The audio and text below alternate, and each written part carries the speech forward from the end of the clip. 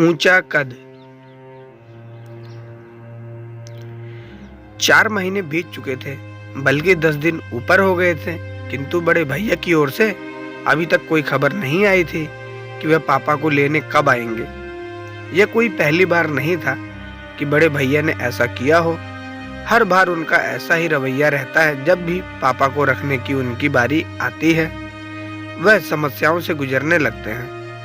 कभी भाभी की तबीयत खराब हो जाती है, कभी ऑफिस का काम बढ़ जाता है और उनकी छुट्टी कैंसिल हो जाती है। विवश होकर मुझे ही पापा को छोड़ने मुंबई जाना पड़ता है। हमेशा की तरह इस बार भी पापा की जाने की इच्छा नहीं थी, किंतु मैंने इस ओर ध्यान नहीं दिया और उनका वह अपना मुंबई का रिजर्वेशन करवा लिया। दिल्ली मुंबई राजधानी एक्सप्रेस अपने टाइम पर थी। सेकंड एसी की निचली बर्थ पर पापा को बैठाकर सामने की बर्थ पर मैं भी बैठ गया। साथ वाली सीट पर एक सज्जन पहले से विराजमान थे। बाकी बर्थ खाली थी। कुछ ही देर में ट्रेन चल पड़ी। अपनी जेब से मोबाइल निकालकर मैं देख रहा था, तभी कानों से पापा का स्वर टकराया, मुन्ना, कुछ दिन तो तू भी रहेगा ना मुंबई में? मेरा दिल लगा रहेगा और प्रतीक को भी अच्छा लगेगा। पापा के स्वर की आर्द्रता पर तो मेरा ध्यान गया नहीं। मन ही मन में खींच उठा। कितनी बार समझाया है पापा को कि मुझे मुन्ना न कहा करे, रजत पुकारा करे। अब मैं उनकी इतनी ऊंची पोस्ट पर और आसीन पर एक प्रकाशनित अधिकारी हूँ। समाज में मेरा एक अलग रुतबा है, ऊंचा कद है, मान सम्मान है। बगल की सीट पर बैठा व्यक्ति मुन्ना शब्द सुनकर मुझे एक सामान्य सा व्यक्ति समझ रहा होगा। मैं तनिक जोर से बोला, पापा, परसों मेरी गवर्नर के साथ मीटिंग है, मैं मुंबई में कैसे रुक सकता हूँ? पापा के चेहरे पर निराशा की बदलियां छा गई। मैं उनसे कुछ कहता तभी मेरा मोबाइल बज उठा। रितु का फोन था। भर्राए स्वर में वह कह रही थी, पापा ठीक से बैठ गए ना? हाँ हाँ, बैठ गए हैं। गाड़ी भी चल पड़ी है। देखो, पापा का ख्याल रखना। रात में मेडिसिन दे देना। भाभी को भी सब अच्छी तरह समझा आना। पापा को वहां कोई तकलीफ नहीं होनी चाहिए। नहीं होगी। मैंने फोन काट दिया। रितु का फोन था ना, मेरी चिंता कर रही होगी। पापा के चेहरे पर वात्सल्य उमड़ आया था। रात में खाना खाकर पापा सो गए। थोड़ी देर में गाड़ी कोटा स्टेशन पर रुकी और यात्रियों के शोरगिल से हड़कंप सा मच गया। तभी कंपार्टमेंट का दरवाजा खुला। खोलकर जो व्यक्ति अंदर आया, उसे देखकर मुझे बेहद आश्चर्य हुआ। मैं तो सोच भी नहीं सकता था कि रमाशंकर इस तरह ट्रेन में मुलाकात होगी। एक समय रमाशंकर मेरा पड़ोसी और सहपाठी था। हम दोनों के बीच मित्रता कम और नंबरों को लेकर प्रतिस्पर्धा अधिक रहती थी। हम दोनों ही मेहनती और बुद्धिमान थे, किंतु न जाने क्या बात थी कि मैं चाहे कितना भी परिश्रम क्यों न कर लूं, बाजी सदैव रमाशंकर के हाथ लगती थी। शायद मेरी ही एकाग्रता में कमी थी। कुछ समय पश्चात पापा ने शहर के पॉश एरिया में मकान बनवा लिया। मैंने कॉलेज चेंज कर लिया और इस तरह रमाशंकर और मेरा साथ छूट गया। 2 माह पूर्व एक सुबह मैं अपने ऑफिस पहुंचा। कॉरिडोरियम में मुझसे मिलने के लिए काफी लोग बैठे हुए थे। बिना उनकी ओर नजर उठाए मैं अपने कैबिन की ओर बढ़ गया। एकाएक एक व्यक्ति मेरे सम्मुख आया और प्रसन्नता से अतिरेक में मेरे गले लग गया। रजत यार, तू कितना बड़ा आदमी बन गया, पहचान मुझे? मैं रमाशंकर। मैं सकपका गया। फीकी सी मुस्कुराहट मेरे चेहरे पर आकर विलुप्त हो गई। इतने लोगों के सम्मुख उसका अनौपचारिक व्यवहार मुझे खल रहा था। वह भी शायद मेरे मनोभावों को ताड़ गया था। तभी तो एक लंबी प्रतीक्षा के उपरांत जब वह मेरे कैबिन में दाखिल हुआ, तो समझ चुका था कि वह अपने सहपाठी से नहीं, बल्कि एक प्रशासनिक अधिकारी से मिल रहा है। उसका मुझे सर कहना मेरे अहंकार को संतुष्ट कर गया। यह जानकर कि वह बिजली विभाग में महज एक क्लर्क है, जो मेरे समक्ष अपना तबादला रुकवाने की गुजारिश लेकर आया है, मेरा सीना अभिमान से चौड़ा हो गया। कॉलेज के प्रिंसिपल और टीचर्स तो क्या, मेरे सभी कलीग्स भी यह कहते थे कि एक दिन रमाशंकर बहुत बड़ा आदमी बनेगा।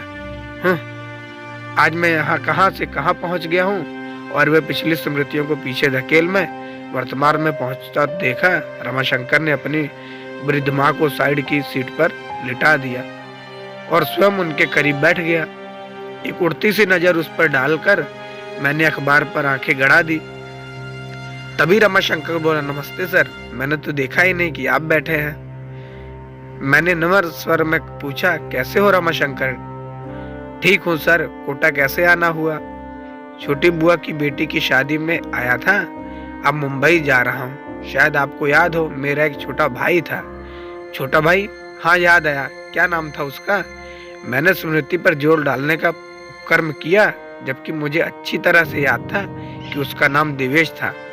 सर, आप इतने ऊंचे पद पर हैं, आए दिन हजारों लोगों से मिलते हैं, आपको कहाँ याद होगा? देवेश नाम है उसका सर।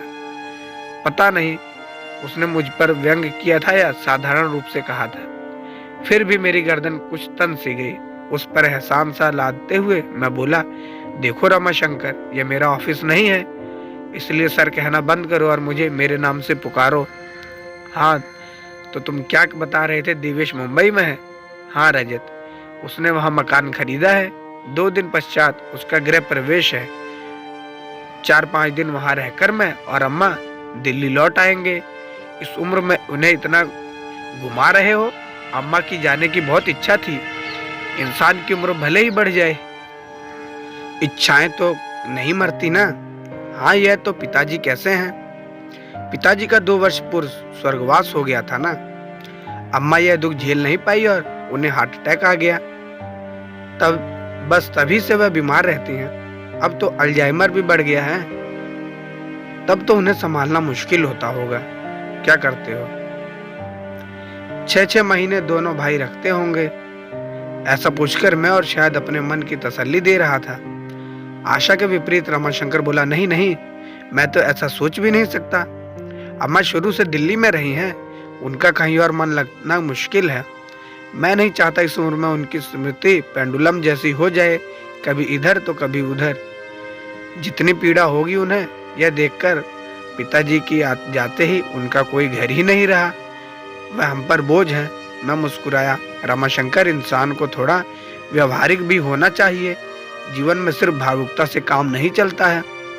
अक्सर इंसान दायित्व उठाते उठाते थक जाता है और तब भी विचार मन में उद्वेलित करने लगता है कि अकेले हम ही क्यों माँ बाप की सेवा करें, दूसरे क्यों न करें।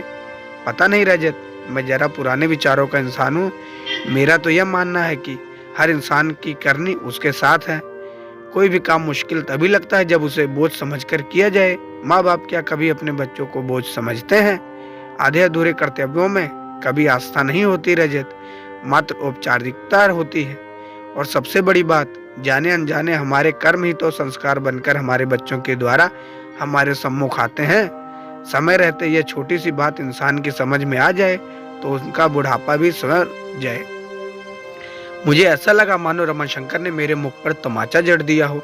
मैं निशब्द मौन सोने का उपक्रम करने लगा, किंतु नींद मेरी आंखों से अब कौंसों दूर हो चुकी थी। रमाशंकर की बातें मेरे दिलो दिमाग में हथौड़े बरसा रही थी। इतने वर्षों से संचित किया हुआ अभिमान पल भर में चूर चूर हो गया था।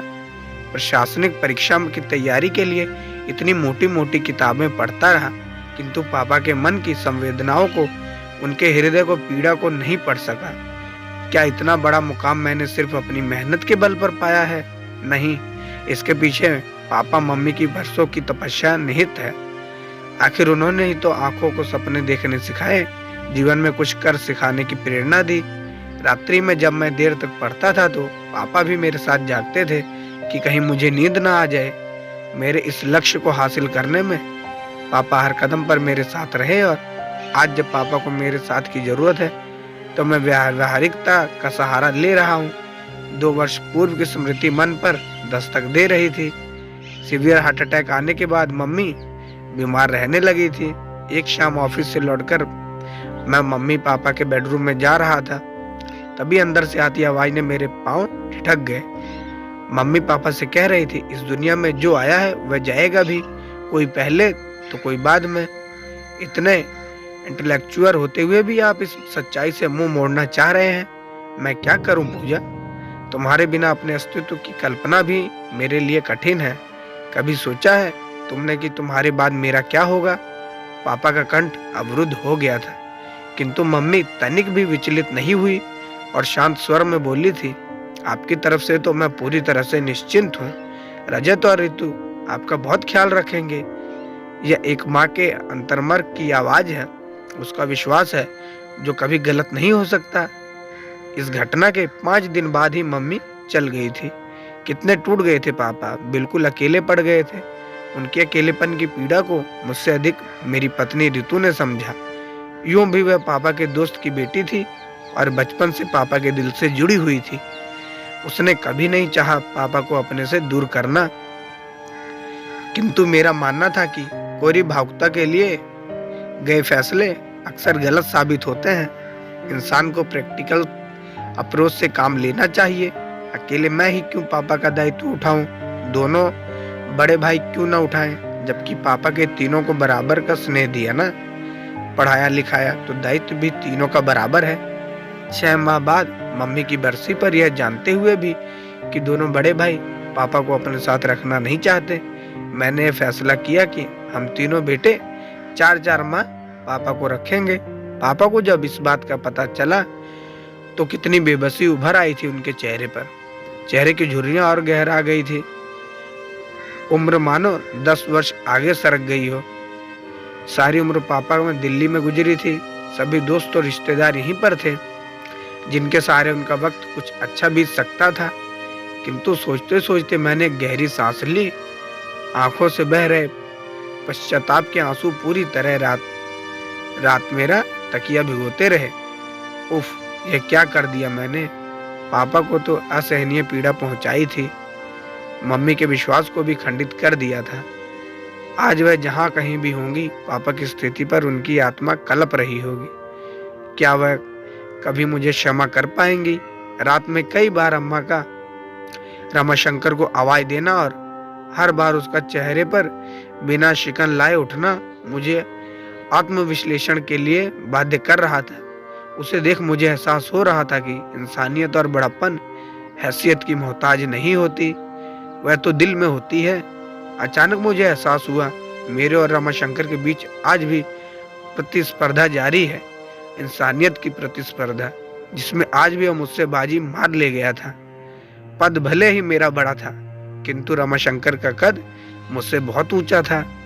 गाड़ी मुंबई सेंट्रल पर रुकी तो रमाशंकर के करीब पहुंचा। उसके दोनों हाथ थाम में भावुक स्वर में बोला, रमाशंकर मेरे दोस्त, चलता हूँ, यह सफर सारी जिंदगी मुझे याद रहेगा। कहने के साथ ही मैंने उसे गले लगा लिया। आश्चर्य निमिश्रित खुशी से वह मुझे देख रहा था। मैं बोला, वादा करो अपनी फैमिली को लेकर मेरे घर अवश्य आओगे। आऊंगा, क्यों नहीं, आखिर इतने वर्षों बाद मुझे मेरा दोस्त मिला है। खुशी से उसकी आवाज कांप रही थी। अटैची उठाए पापा के साथ में नीचे उतर गया। स्टेशन के बाहर मैंने टैक्सी पकड़ी और ड्राइवर से एयरपोर्ट चलने को कहा। पापा हैरत से बोले, एयरपोर्ट क्यों? भावुक होकर मैं पापा के गले लग गया और रूंधे स्वर कंठ से बोला, पापा मुझे माफ कर दीजिए, हम वापस दिल्ली जा रहे हैं। अब आप हमेशा वहीं अपने घर में रहेंगे। पापा की आंखें नम हो उठी और चेहरा खुशी से खिल उठा। जुग जुग जियो मेरे बच्चे।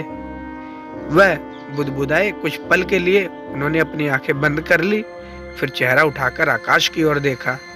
मुझे ऐसा लगा मानो वह मम्मी से कह रहे हो, देर से सही तुम्हारा विश्वास सही निकला। आप किस राह पर हैं, रजत या रमाशंकर? विचारणीय। तो ये थी हमारी आज की कहानी। आशा करते कहानी आपको पसंद आई होगी। कहानी कैसी लगी अपनी राय कमेंट करके जरूर बताएं। साथ ही वीडियो को लाइक कर दें और दोस्तों तक शेयर कर दें। चैनल पर नए हो तो सब्सक्राइब करना ना भूलें। साथ ही बेल आइकन को प्रेस करके ऑल पे सेट कर दें, ताकि ऐसी ढेर सारी मनोरंजक कहानियां हम आप तक लाते रहें सबसे पहले। मिलते हैं फिर अगली वीडियो में एक नई कहानी के साथ, एक नई शिक्षा के साथ। तब तक के लिए धन्यवाद।